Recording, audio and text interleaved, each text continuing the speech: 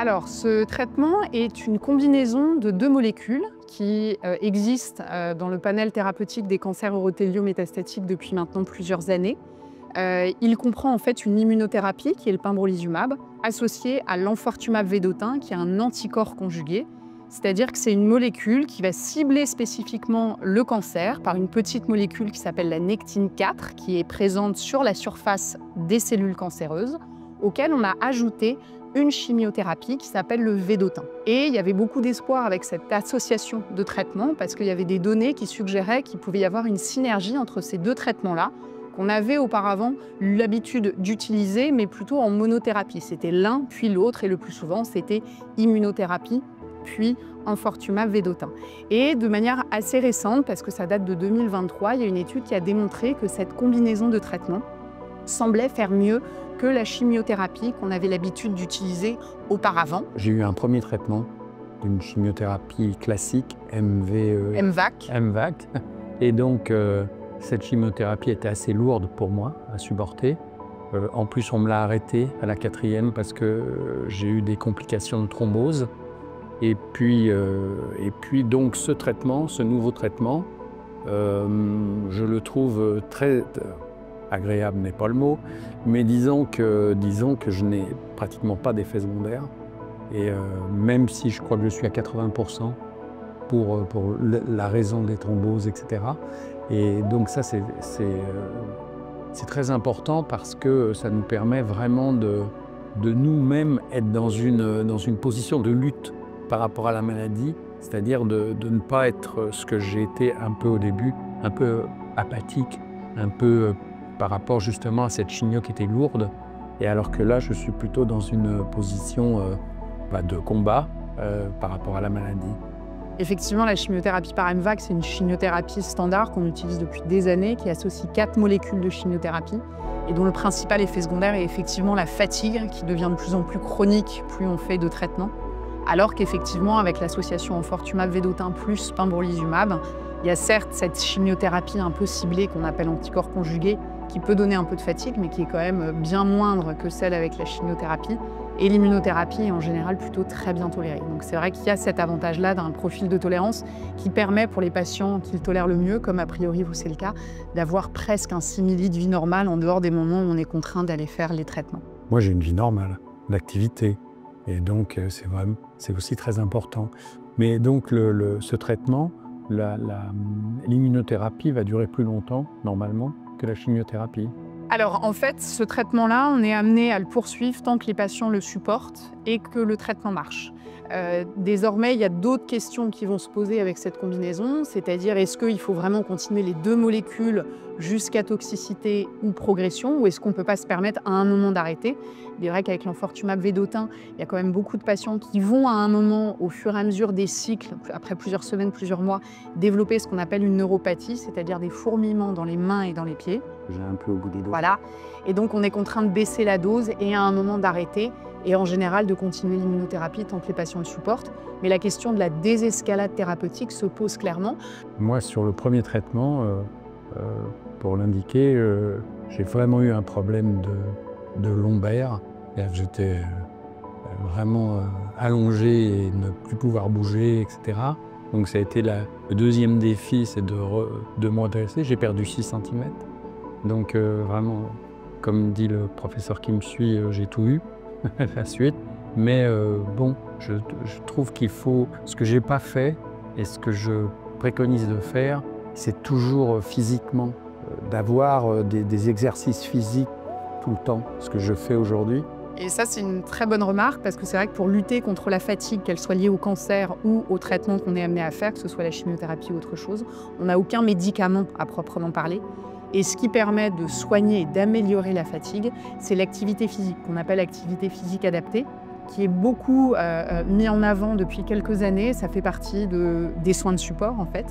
Et il y a à la fois des associations avec des coachs qui ont l'habitude de faire des exercices à des patients d'un certain âge, avec un cancer, fatigués, qui ont eu des interventions parfois lourdes, pour justement remettre un petit peu le pied à l'étrier de l'activité physique, parce que moins on bouge, plus c'est difficile de bouger. Donc je suis 100% d'accord avec vous et c'est très bien si vous arrivez à le faire. Ah oui, ça c'est même une obsession.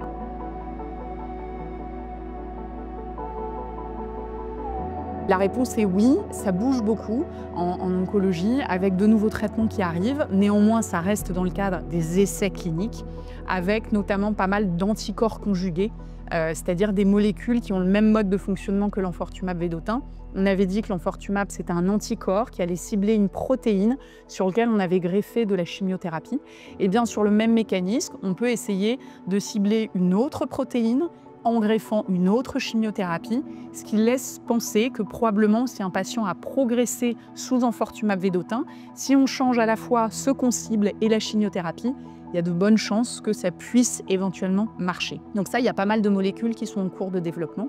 Et puis il y a aussi les anti-FGFR, qui sont des petites molécules qui se prennent en comprimé, qui vont cibler en fait une altération au niveau de l'ADN de la tumeur, une mutation sur le gène FGFR, qui concerne malheureusement assez peu de patients, c'est entre 15 et 20% des patients, mais qui peut donner de très très bons résultats. Actuellement, on a accès à une molécule qui est l'erdafitinib, qui pour l'instant ne se donne que dans le cadre de ce qu'on appelle un accès précoce. Ça ne se distribue pas comme ça en pharmacie comme d'autres médicaments, mais il y a probablement aussi d'autres molécules qui devraient arriver. Donc ça bouge, mais c'est vrai que ça reste dans le cadre des essais thérapeutiques. Tous les patients ne peuvent pas ou ne veulent pas, pour diverses raisons, participer à ces essais. Parfois, c'est des essais qui sont très loin de chez nous. Parfois, on ne remplit pas les critères qui sont parfois un peu stricts. Auquel cas, on peut se reposer la question de faire de ce qu'on appelle des re-challenges, c'est-à-dire un patient qui a très bien répondu à de la chimiothérapie, s'il est en état de la supporter à nouveau, parfois de refaire la même permet d'avoir de bons résultats. Idem pour l'immunothérapie. Et puis il y a d'autres chimiothérapies, on va dire un peu plus classiques, qui peuvent aussi avoir un intérêt. Donc voilà, mais c'est vrai que ça reste un petit peu incertain, mais j'espère que dans les mois et années à venir, ça devrait bouger.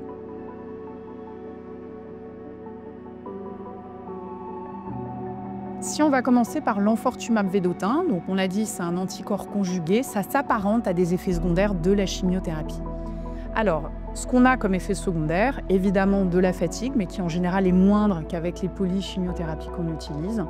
Il peut y avoir des toxicités cutanées, c'est ce sur quoi il faut être extrêmement vigilant, parce qu'il y a des patients au tout début, quand on a commencé à utiliser le médicament tout seul, qui ont fait des toxicités cutanées qui peuvent être très sévères et qui parfois ont tué des malades. Donc là-dessus, nous les oncologues médicaux, depuis, on est extrêmement vigilants et on éduque nos patients pour bien leur dire attention, cet effet secondaire-là, il survient le plus souvent dans le premier mois de traitement.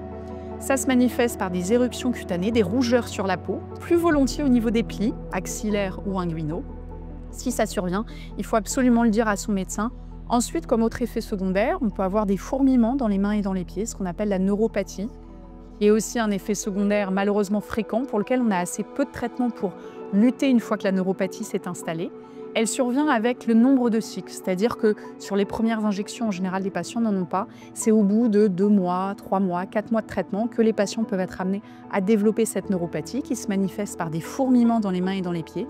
Ça peut aussi, c'est plus rare, se manifester par une faiblesse au niveau musculaire. Auquel cas, nous, dès que ça commence, il faut qu'on baisse la dose. Il faut idéalement arrêter le traitement si ça continue de s'aggraver, étant donné qu'on a assez peu de médicaments pour lutter contre ces effets secondaires-là. Est-ce que ça s'estompe après l'arrêt du traitement? Ces fourmillements, ça peut... Ça peut s'estomper. Au début, on pensait que ça ne s'estompait pas. Et en fait, avec plusieurs mois et années de recul, on s'est rendu compte que oui, ça s'estompait, mais ça prend beaucoup de temps. Comme médicaments qu'on peut proposer, alors il y a des médicaments si cela est douloureux, qui sont donnés spécifiquement pour les douleurs dites neuropathiques. On peut être amené à faire des patchs de piment, ce qu'on appelle du Qutenza, qui peut aussi soulager les patients. Et puis moi, dans mon expérience, je trouve que l'acupuncture peut aussi être intéressante pour les patients. Malheureusement, c'est rarement proposé dans les hôpitaux, peut-être parfois dans certaines cliniques ou centres de lutte, mais c'est vrai que c'est aussi quelque chose qui peut avoir un intérêt. En tout cas, moi j'estime qu'on ne prend pas beaucoup de risques à essayer ces traitements-là. Ce qu'on ne nous propose pas toujours, mais que moi je demande à chaque fois, c'est les gants glacés et les chausses glacées. Alors je ne sais pas, mais en tout cas, en prévention, moi je demande d'avoir ces... Effectivement, c'est une procédure qu'on a l'habitude de faire avec d'autres chimiothérapies, notamment avec le docétaxel ou le paclitaxel, qui sont des chimiothérapies qu'on donne assez peu dans le cancer de la vessie, mais qui se donne beaucoup dans le cancer du sein. Et on sait qu'effectivement, ça peut prévenir en effet cet effet secondaire-là. À ma connaissance, je ne crois pas qu'on l'ait encore évalué avec l'enfortumab vedotin, mais vu que je le disais, finalement, l'enfortumab vedotin, c'est une super chimiothérapie, mais ça reste une chimiothérapie. Donc pourquoi pas le faire si les patients le supportent? C'est vrai que ça prend pas beaucoup de temps, ça coûte pas cher. Si les patients le supportent, autant essayer. Je dis ça, moi, les fourmillements, mais c'est vraiment C'est tolérable. oui, tout à fait tolérable.